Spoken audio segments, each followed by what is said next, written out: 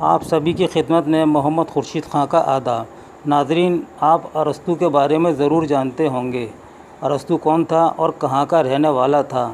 آج ہم آپ کو ارسطو کا مختصر تعارف کراتے ہیں۔ ارسطو ایک یونان کا مشہور حکیم تھا۔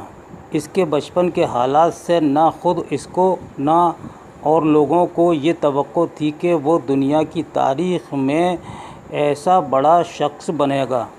بچپن میں اس کے ماں باپ کا سایہ سر سے اٹھ گیا تھا۔ مقدونیہ کے فلپ بادشاہ نے اپنے بیٹے سکندر کی تعلیم کے لیے اس وقت کے مشہور فلسفی افلاطون کو استاد مقرر کیا تھا۔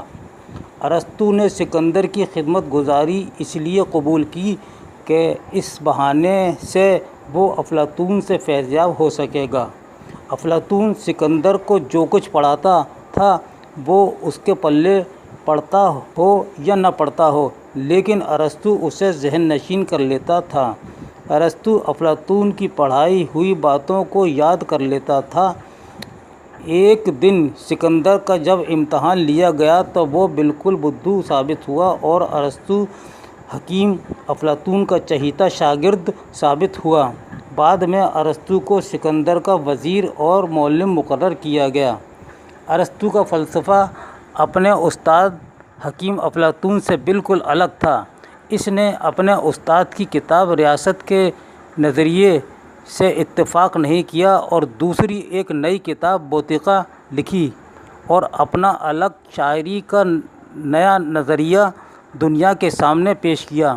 بوتیقا دنیا کی سب سے پہلی باضابطہ تنقیدی کتاب ہے جس میں شاعری اور ڈرامہ پر اچھی تنقید کی گئی ہے۔ یہ کتاب دنیا کی بڑی کتابوں میں شمار کی جاتی ہے۔ ارسطو نے حکمت اور فلسفے پر بھی بہت ساری کتابیں لکھیں۔ ارسطو بڑا ذہین اور ہوشیار تھا۔ ارسطو 63 سال تک زندہ رہا اور اپنے علم و فلسفے کی تعلیم دیتا رہا۔ حالانکہ اس کو دنیا سے اٹھے ہوئے اب تقریباً 2300 سال سے زیادہ ہو گئے ہیں، مگر اس کا نام آج بھی عزت و احترام کے ساتھ لیا جاتا ہے۔